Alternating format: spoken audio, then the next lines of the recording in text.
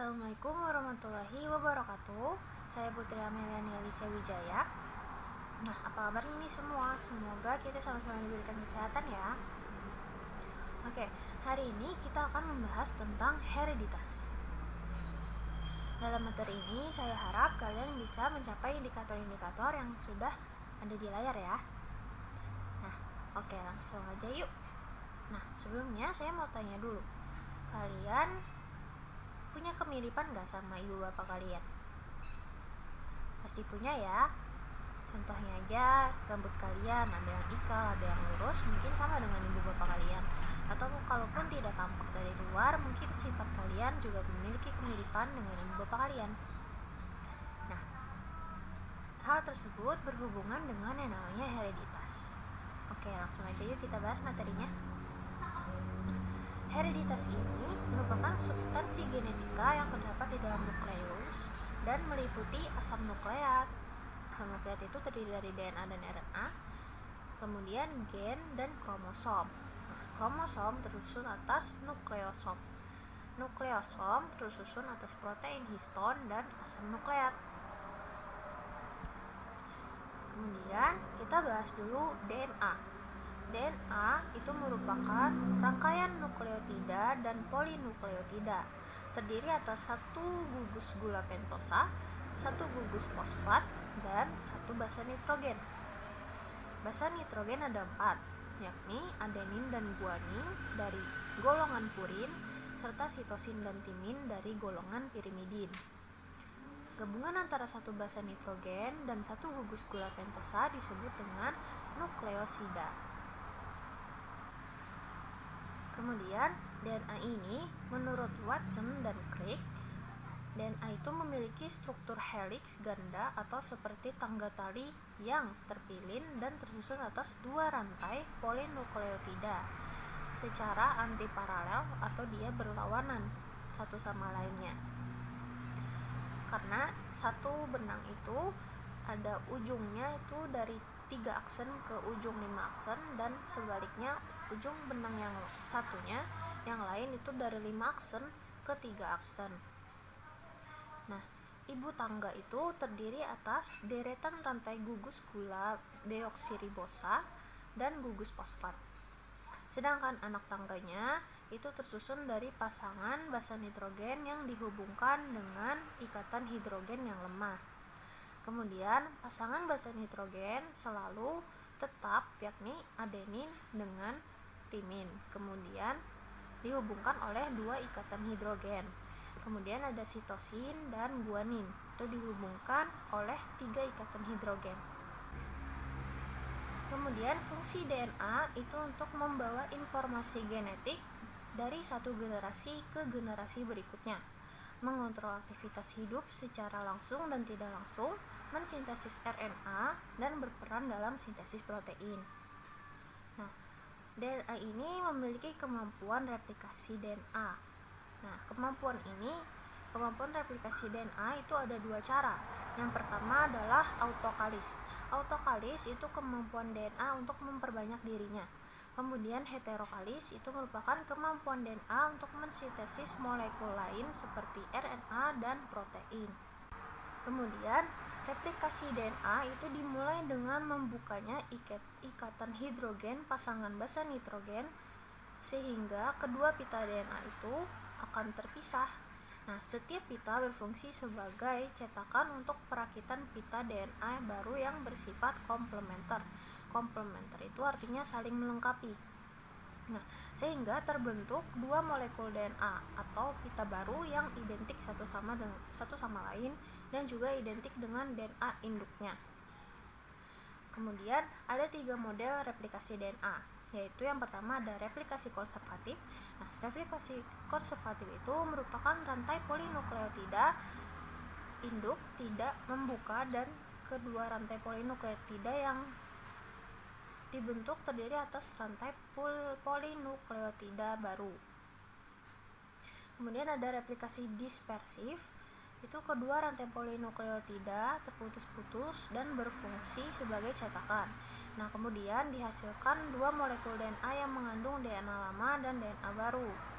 yang berselang-seling di sepanjang rantai polinukleotida. Jadi bentuknya berselang-seling.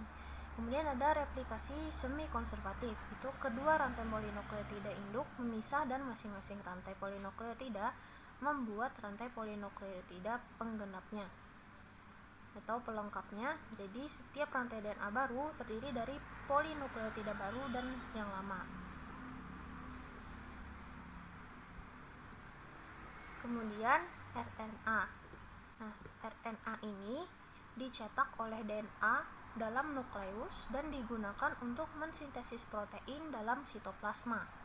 Nah, berdasarkan fungsinya, RNA ada 3 macam, yaitu RNA messenger atau mRNA, atau juga disebut RNA duta atau RNAD. Nah, berbentuk pita tunggal, merupakan RNA terpanjang, terdapat di nukleus dan dicetak itu dalam proses transkripsi oleh DNA sehingga disebut sebagai kodon.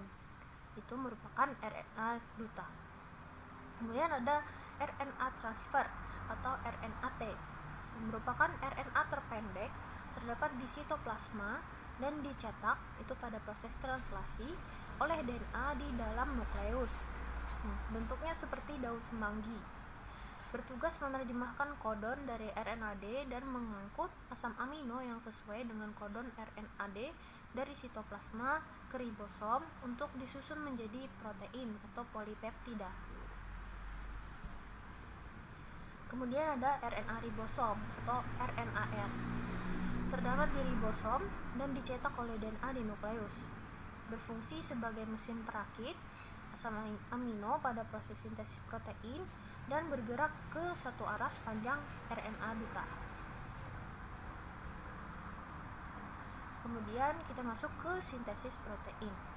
Nah, DNA dalam menyampaikan informasi genetik kepada generasi berikutnya itu melalui proses sintesis protein.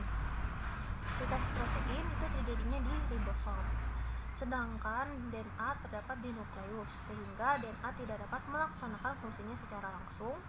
DNA hanya memberikan instruksi kepada ribosom mengenai protein yang akan dibuatnya. Jadi DNA ini hanya menyuruh saja, dia berfungsi sebagai instruktor untuk menyuruh untuk mensintesis protein apa yang akan dibuat atau disintesis. Nah, yang diperlukan dalam sintesis protein itu bahannya adalah asam amino yang jumlahnya ada 20 macam.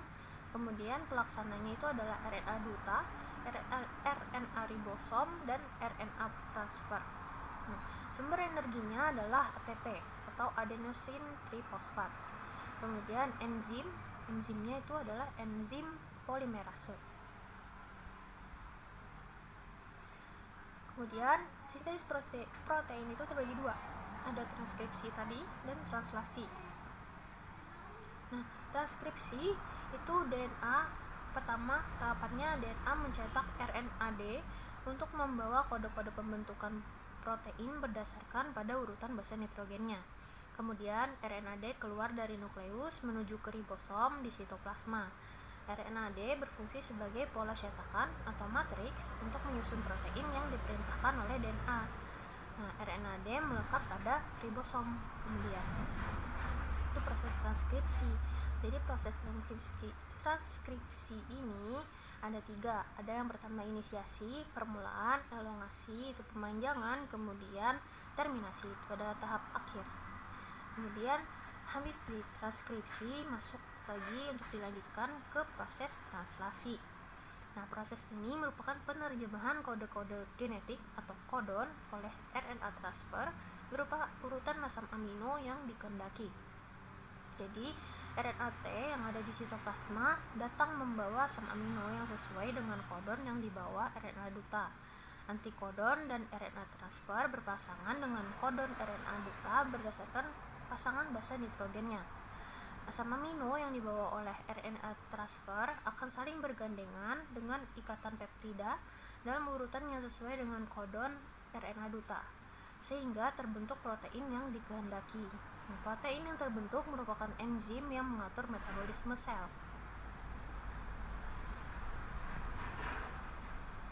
Nah, tadi transkripsi itu terjadinya di nukleus dan translasi itu di ribosom. Kemudian, tugas DNA dalam sintesis protein tadi memberikan instruksi kepada sel mengenai jenis protein apa yang harus dibuat. Kemudian instruksinya menggunakan kode khusus yang disebut dengan kode genetik. Yang menjadi kode genetik adalah 4 basa nitrogen. Kode genetik yang dapat mengkodekan satu asam amino terdiri dari 3 basa nitrogen yang disebut kode triplet karena terdiri dari 3 basa nitrogen tadi. Nah, dengan pengkodean 3 basa nitrogen untuk satu jenis asam amino, maka diperoleh 4 kali 4 kali 4 sama dengan 64. Berarti ada 64 macam kode untuk 20 jenis asam amino. Banyak sekali ya. Kemudian, menurut Nirenberg dan Matty, kode genetik memiliki ciri itu triplet, artinya tiap satu kodon terdiri dari 3 basa nitrogen. Kemudian non-overlapping, itu artinya susunan 3 basa nitrogen pada kodon berbeda dengan kodon lain. Kemudian degenerate, artinya satu asam amino memiliki kodon lebih dari satu redundant, artinya kode genetik sangat berlebihan yaitu 60 kodon bermakna mengkode hanya 20 jenis asam amino. Kemudian universal, artinya kode yang sama berlaku untuk semua makhluk hidup. Misalnya kodon AAA pada sel tubuh manusia dan sel bakteri akan menghasilkan asam amino lisin. Kemudian kodon AUG disebut sebagai kodon permulaan karena memulai sintesis protein. Jadi pada proses sintesis protein itu permulaan kodonnya adalah AUG. Nah, kemudian ada kodon UAG, UGA, dan UAA, itu merupakan stop kodon. Kemudian kode triplet atau rangkaian 3 basa nitrogen pada DNA itu disebut kode gen. Pada RNA-D itu disebut dengan kodon, dan pada RNA transfer itu disebut dengan antikodon.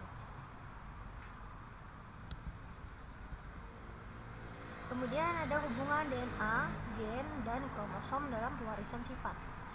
Gen merupakan faktor pembawa sifat keturunan dan merupakan unit terkecil substansi genetika. Nah, letak gen ini pada kromosom ada secara linier dan lurus beraturan. Tempat terdapatnya gen dalam kromosom itu disebut dengan locus. Berdasarkan letaknya dalam sel, gen dibedakan menjadi 2, yaitu kromogen. Kromogen adalah gen yang terdapat pada kromosom dalam inti sel. Kemudian plasmogen adalah gen yang terdapat pada plastida, mitokondria, dan sentriol.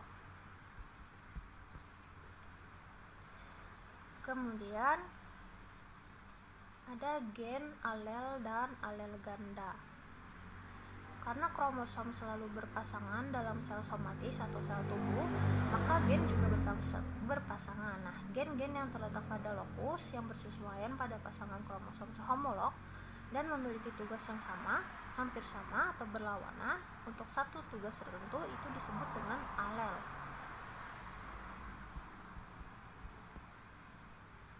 Kemudian gen A yang sealel dengan gen A besar yang sealel dengan gen A kecil, gen T sealel dengan gen T kecil. Umumnya alel terdiri dari 2 anggota.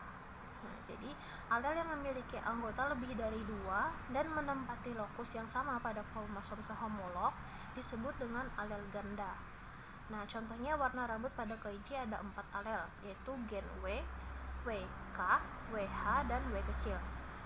Dengan urutan dominansinya adalah W besar lebih kecil dari WK, lebih besar dari WK, lebih besar lagi dari WH, dan lebih besar lagi dari W kecil. Di mana gen W besar itu adalah rambut normal atau kelabu, kemudian WK itu adalah rambut kinkila atau kelabu muda, kemudian gen WH itu rambut Himalaya, dan gen W kecil adalah rambut albino atau tidak berpigmen.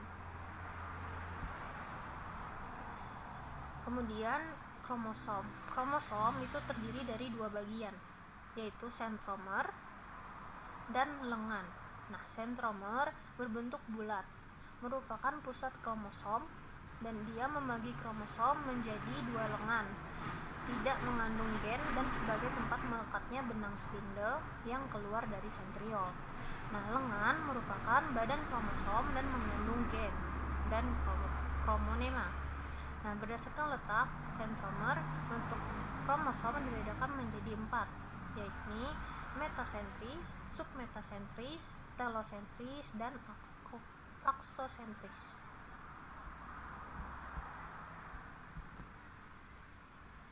Nah, jumlah kromosom setiap sel makhluk hidup berbeda, tetapi dalam populasi selalu tetap jumlahnya. Nah, dalam setiap nukleus sel somatik, kromosom selalu berpasangan. Selalu terdapat 2 set atau 2 perangkat. Nah, kromosom yang disebut diploid atau 2N. Nah, sedangkan jumlah kromosom dalam sel kelamin itu hanya 1 saja atau haploid. Lambangnya itu N. Nah, 1 set kromosom haploid disebut genom atau ploidi. Nah, pasangan kromosom yang mempunyai bentuk, ukuran, fungsi, dan urutan letak gen yang sama disebut kromosom homolog. Berdasarkan fungsinya mengatur jenis kelamin, kromosom ini dibedakan menjadi autosom dan kromosom seks. Autosom atau kromosom tubuh selalu terdapat dalam keadaan berpasangan, baik pada individu jantan maupun individu betina, dan tidak berperan dalam mengatur jenis kelamin. Sedangkan kromosom seks atau genosom pada individu betina itu berpasangan. Kalau yang betina itu XX, sedangkan yang jantan itu tidak berpasangan, lambangnya adalah XY, dan berperan dalam mengatur jenis kelamin. Contoh, lalat buah memiliki 4 pasang kromosom. Nah, formula kromosom lalat buah jantan itu 3 AAXY sama itu atau 8XY, dan lalat buah betina 3 AAXX atau 8XX. Nah, manusia memiliki 23 pasang kromosom. Nah, formula kromosom laki-laki itu 22 AAXY atau 46XY, dan perempuan 22 AAXX atau 46XX. Kemudian ada reproduksi sel. Jadi pada sel itu reproduksinya ada dibagi menjadi 3, yakni siklus sel mitotik, mitosis, dan meiosis. Pada sel mitotik itu ada tahap subfase G1, subfase S, subfase G2. Kemudian pada mitosis itu ada profase, metafase, anafase, dan telofase. Kemudian meiosis itu ada meiosis 1 dan meiosis 2. Tahapnya sama saja seperti mitosis. Kemudian reproduksi. Saya akan bahas tentang siklus sel mitotik. Nah, jadi siklus sel ini pada sel eukariota terdiri atas 2 periode, yaitu interfase dan pembelahan sel. Nah, periode interfase merupakan periode antara 2 pembelahan sel dan merupakan periode yang paling lama. Nah, selama interfase ini sel sangat aktif mensintesis protein. Terjadi pertumbuhan sel dan reproduksi organel seperti nukleus, nukleolus, mitokondria, plastida, ribosom, dan sebagainya. Nah, periode interfase disebut periode istirahat karena selama interfase tidak terjadi pembelahan kromosom atau sitoplasma. Selama interfase ini, kromosom tidak tampak karena berbentuk benang-benang kromatin yang halus. Periode interfase dibagi menjadi 3 subfase. Yang tadi ya, ada subfase G1. Jadi pada fase ini, fase pertumbuhan primer, terjadi sintesis komponen sel seperti organel sel.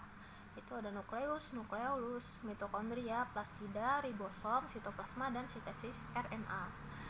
Itu ada di sana itu tahap sintesis protein. Jadi ada translasi dan transkripsi. Kemudian subfase S, fase sintesis DNA, di mana DNA mengalami replikasi dan duplikasi yang akan diwariskan kepada setiap sel anakan. Kromosom mengalami duplikasi. Kemudian subfase G2, fase pertumbuhan sekunder. Jadi terjadi penyusunan organel sel sebagai persiapan untuk pembelahan sel. Nah, pada fase mitotik ini itu adalah fase istirahat, di mana dia melakukan kegiatan transkripsi dan translasi sebelum akhirnya melakukan pembelahan sel. Nah, itu saja materinya. Semoga bermanfaat. Kemudian kita lanjutkan ke diskusi ya.